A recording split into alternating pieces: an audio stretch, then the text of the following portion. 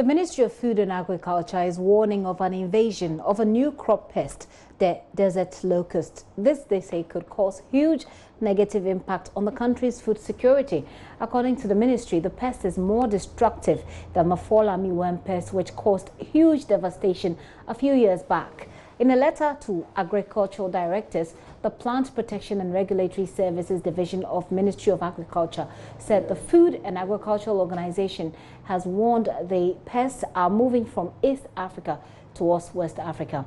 Head of the Crop Pest and Disease Management at the Plant Regulatory Services Directorate, Ebenezer Boaje, says they're working to avoid any destruction. We have alerted all our regional directors throughout the whole country. That is, we alert of they're aware of the desert locust. So they also informed all our regional plant protection officers, and then it has gone on to all our district directors about the pest. And then, as a directive here, we are also preparing tanker leaflets for desert locust is like a short-term grasshopper. And then, as I said, they can destroy so many crops. So, as you indicated, FAO has already warned us that there's a possible invasion of this desert locust in West Africa. And that will pose a serious threat to agriculture production in Ghana. As you said, the locusts, they can eat the flowers, the leaves, and then the fruits of all the crops they attack. Right, so they eat the flowers, the leaves, and the fruits of all of these crops? Yes. Is there a specific kind of crop that they target, or it's anything at all that they get? Anything at all you get, they consume it. Okay, currently, as I said, currently they are in Kenya, Sudan, Ethiopia, Djibouti, Somalia, and Eritrea. They are there. As you said, they can move very fast to too many countries. They are migratory pests. So there's a possibility they can move from East Africa to West Africa. Yeah, we understand they can fly up to about 150 kilometers per hour in a day with wind. Yes. So you can imagine if they are, even if they are from Kenya, within 2, 3, 4 days, they are closer to us. Okay, sir. In the first place, we have alerted all our regional directors throughout the whole country. That is, we alert of they're aware of the desert locust. So they also informed all our regional plant protection officers, and then it has gone on to all our district directors about the pest. And then, as a directive here, we are also preparing tanker leaflets for the staff. And then we are also going to publish an alert on the imminent desert locust in Ghana.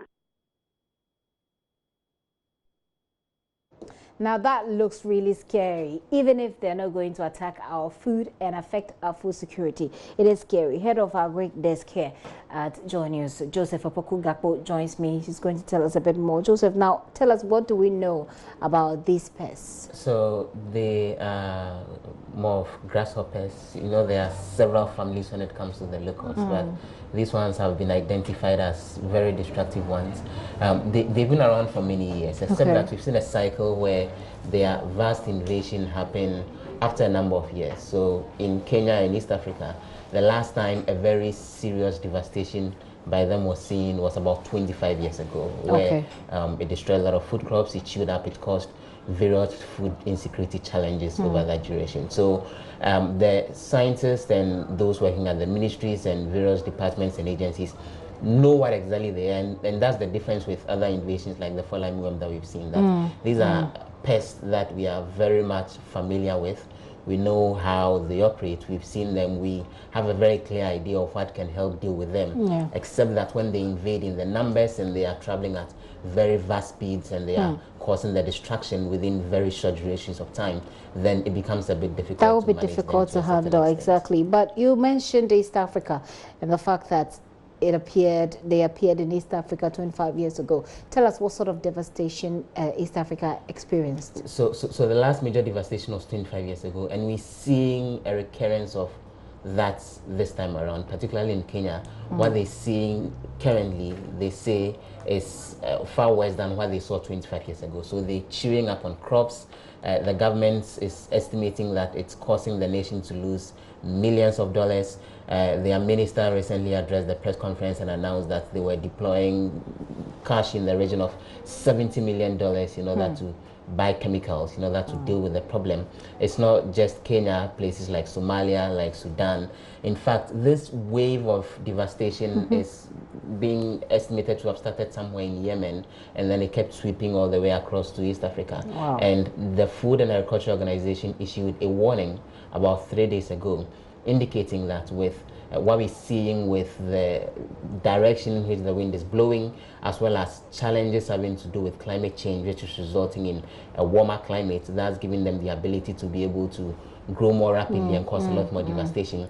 They are predicting that their next major stop will be somewhere in West Africa, and that's how come they're asking countries and ministries and departments and agencies in West Africa to set up, and it's based on that warning that we're seeing the government of Ghana then issue the indication that they are increasing surveillance and helping avoid mass devastation. Now, I'm just watching these videos of these, pests, and I'm cringing. It looks really scary. But Joseph, you talked about the alert, that's coming in and what we have to do.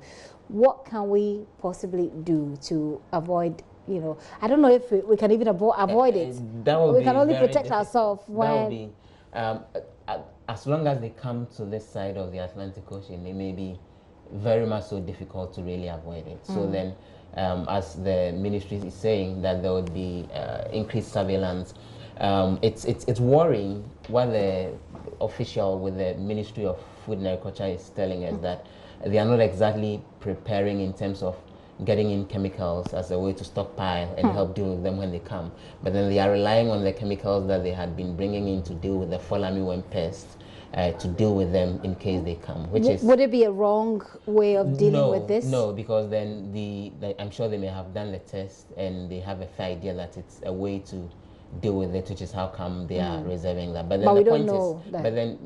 But the point is, these are chemicals you are stockpiling to deal with a particular kind of pest. So what happens if the locusts come in and the armyworms resurge? Then chances are that if you're moving the available chemicals from dealing with the fall armyworm as a way to help stop these, and then you find both of them happening at the same time, then you are virtually in trouble. So that if we are taking the FAO warning very much seriously, then we should prepare separately to deal with this from how we've planned to deal with the fall armyworm pest. Unless we are assuming that, or we are convinced that the alert that the FAO is giving is not as serious as the picture is being painted. I mean, I don't know what you think. Is it as serious as the picture being painted? I mean, what do people? You do have a circle of scientists who look at some of these things. It's normal that when such warnings are given, the possible impact is overestimated, so that then everyone is well prepared and all. But then from what we've seen in Kenya, it's something that we really ought to take seriously. Okay. And even just the sight of it gives the indication that it's not something that we play with, because then even beyond chewing on the crops, there is comfort that they most likely will cause to humans and farmers generally is a different board game altogether. So yes, and what this would require is a more integrated approach from us in West Africa broadly, instead of nations doing things on their own, because then there is no clear barrier between Ghana and Togo, to the extent that if it's in Togo, then you can avoid it in Ghana. So a more coordinated and concerted effort would be required in that regard. All right, we don't do very well with coordination, but hopefully we will be, because this is not just about food security, it's also about public health, it looks pretty much like.